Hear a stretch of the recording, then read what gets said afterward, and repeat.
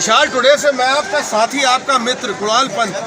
आज हम आ चुके हैं कि बहुत ही अनुपम अपने आप का स्थान, हमारे जितने भी समाज में जो हमारे जितने कार्य होते हैं, जितने हैं, उसमें नैमिषारण्य धाम में नैमिषारण्य मंदिर का अपने आप में एक बहुत बड़ा और बहुत पुराना महत्व है।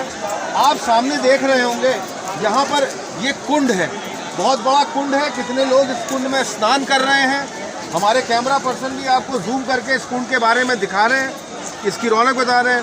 ख़ास तौर पे श्राद्ध क्रिया के लिए, पितृ श्राद्ध के लिए यहाँ पर और श्राद्ध क्रियाओं में इस मंदिर की महत्वता और इसकी जो है ना बहुत बढ़ जाती है।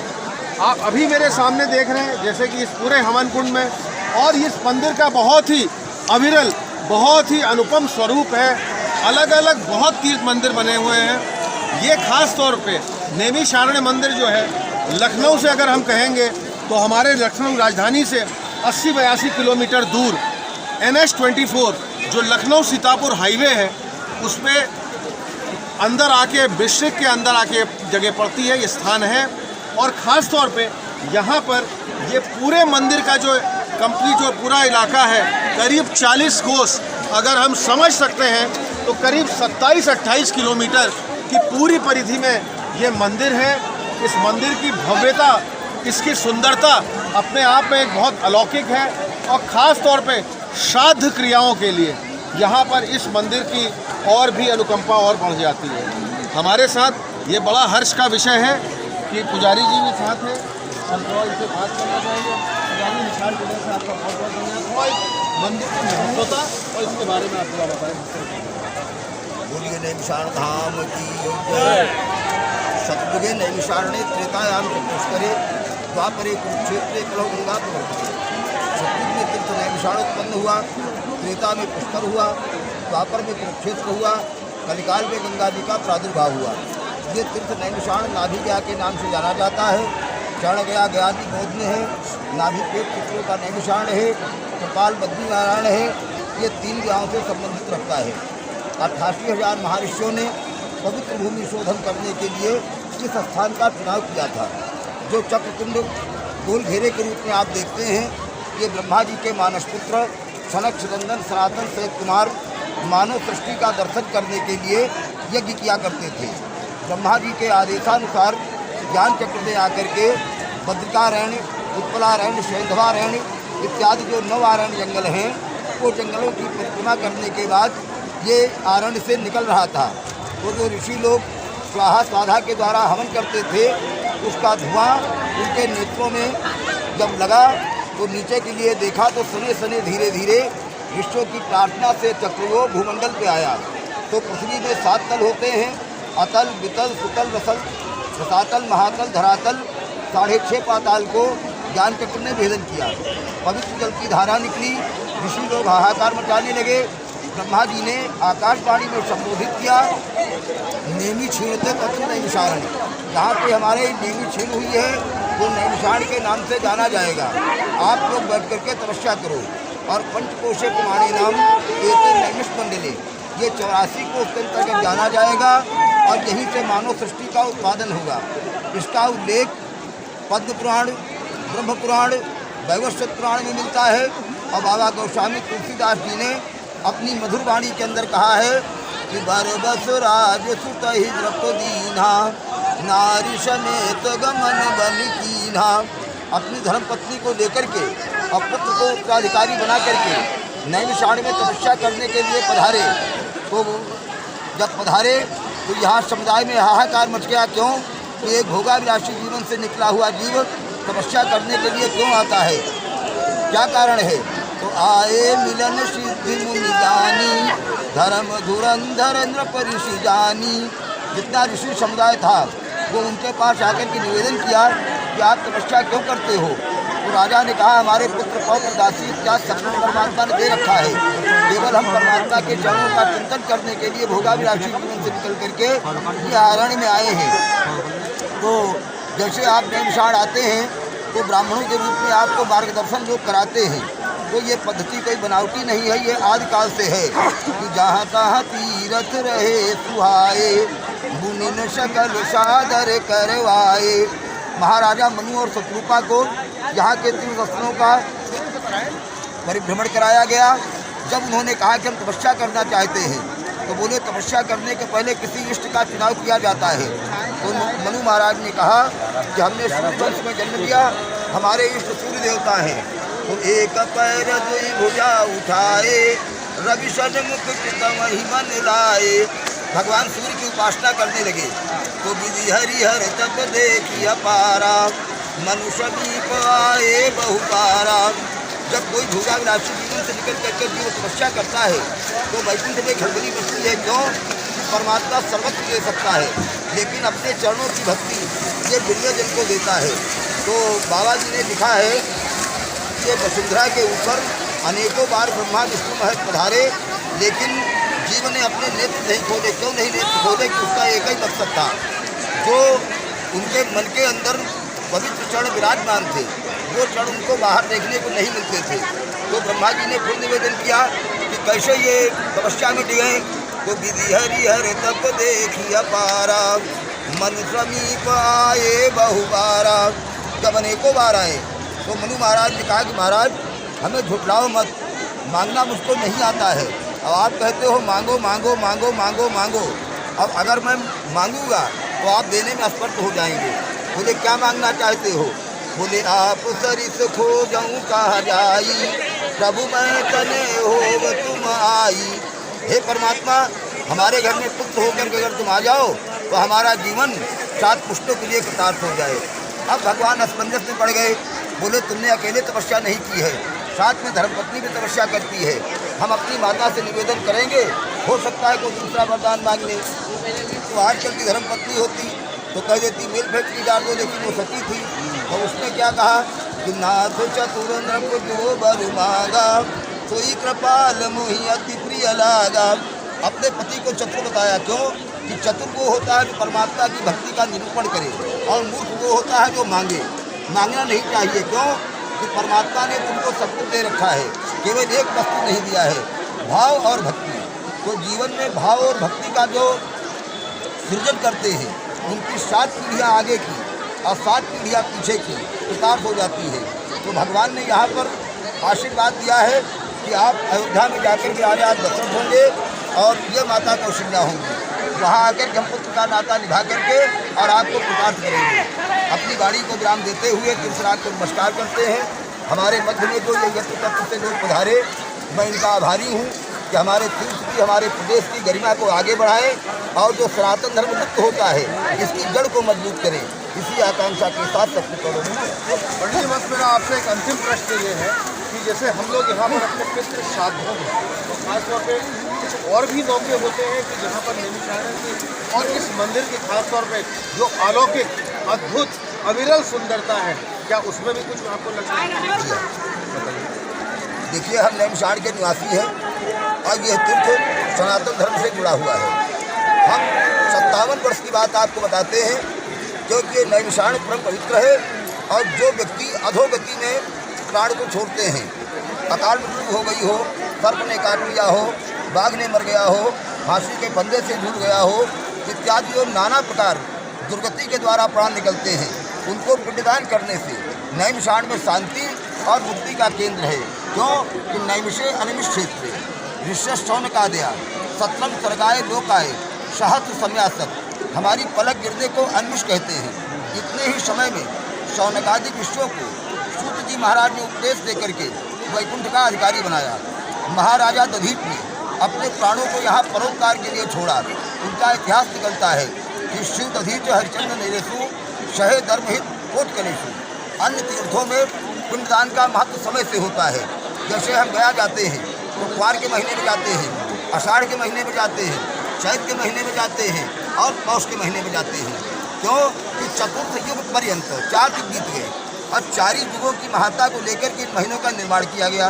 लेकिन हमारा नैमिषारण्य ये तीर्थ है कि कितने भी समय, किसी भी समय आप आ जाएं, अल्प धन के द्वारा, अल्प समय के द्वारा कितनों को मुक्ति का द्वार हर समय खुला रहता है। क्यों?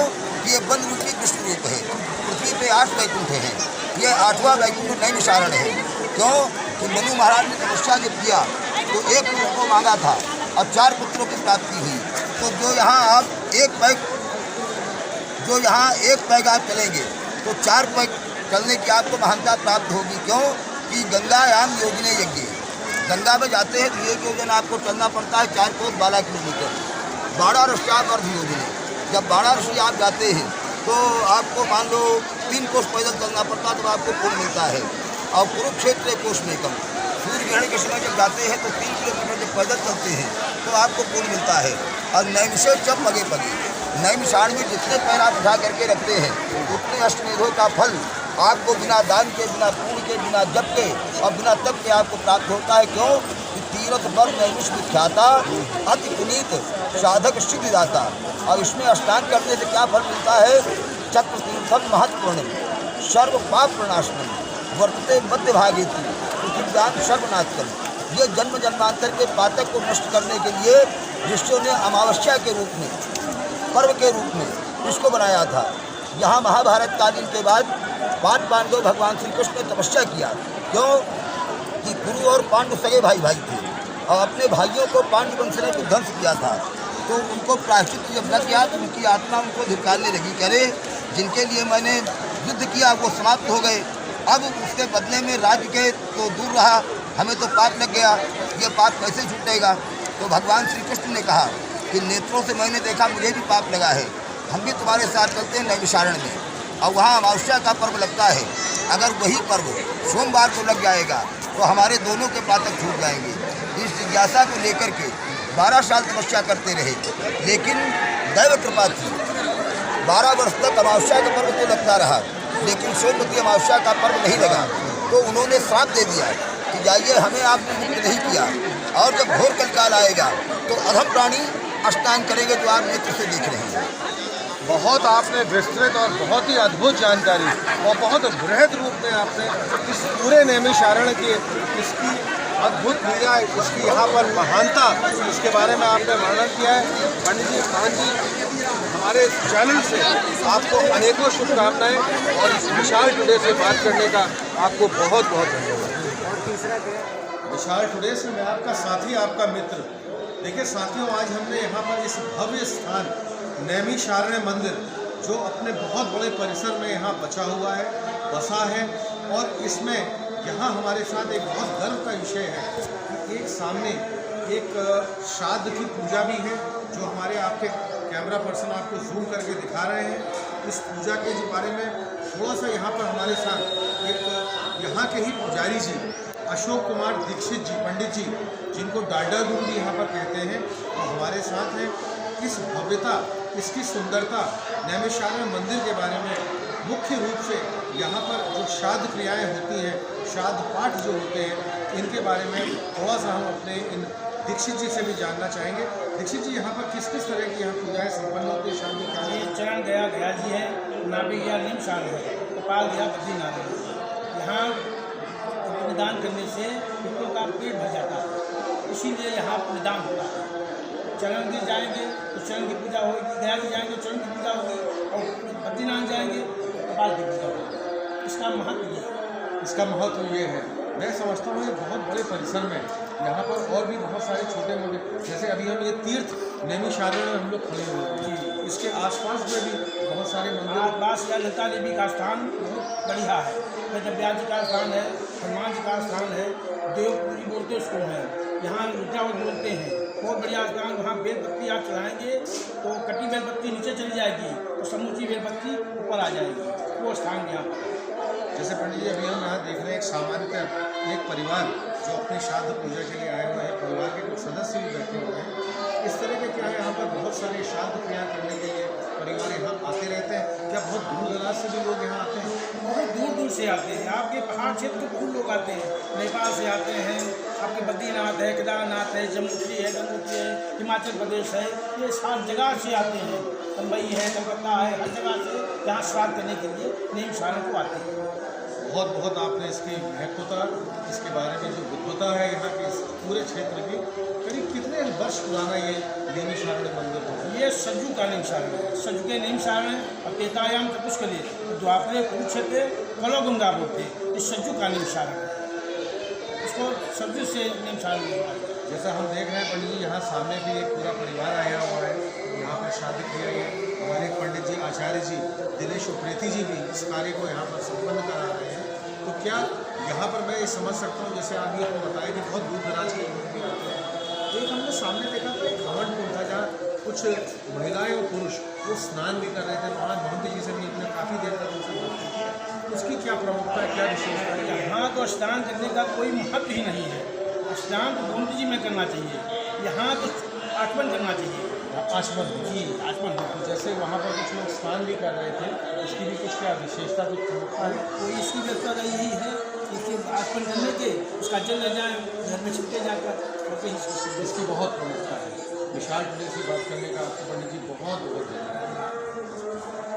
देखिए हमारे साथ हमारे बुजुर्ग पिताजी भी यहाँ पर जो अपने शादी क्रिया में आए हैं, और बहुत ही महंत हमारे पुरोहित जी श्री दिनेश उप्रेती जी भी हमारे साथ हैं। श्री अरविंद पंत जी हमारे साथ में हैं, हमसे इनसे थोड़ा बात करते हैं। शादी क्रिया के लिए आए हैं, आप इसको किस तरह देखते हैं, कैसा देखते हैं? विशाल पंत भी हैं, बहुत अच्छा।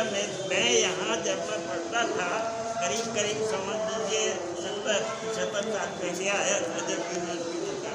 उसके बाद एक चक्कर जब DSI में काम कर रहा था, मैं चुके जाऊँ, मगर ये जगह बिल्कुल ही बदल गई। उस समय तो बिल्कुल अरण्य था, आज तबीयत बहुत प्रसन्न हुई, भगवान के बहुत करीब है। और सबसे बड़ी चीज़ ये है भाई, यहाँ आज मेरा सबसे बड़ा और आखिरी काम हो गया। मेरे को जो करता बच्चे पूछे सब कुछ है, मेरा पितरों को मैंने अपना प्रणाम कर दिया। मैं बहुत सुखी हूँ और मेरा आखिरी काम हो गया। Very happy.